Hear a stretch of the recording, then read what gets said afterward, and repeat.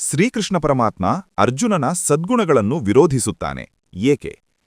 ಅರ್ಜುನನ ದಯೆ, ಕರುಣೆ, ಮಮಕಾರ, ಪಾಪದ ಭೀತಿ ಇವೆಲ್ಲವೂ ಒಳ್ಳೆಯದೇ.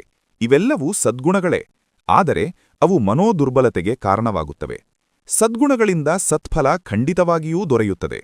ಆದರೆ ವಿಪರೀತವಾಗಿ ದುಃಖಿಸುವುದರಿಂದ, ತನ್ನವರನ್ನು ವಿಪರೀತವಾಗಿ ಹಚ್ಚಿಕೊಳ್ಳುವುದರಿಂದ ಮನೋದುರ್ಬಲತೆ ನಿರ್ಮಾಣವಾಗುತ್ತದೆ.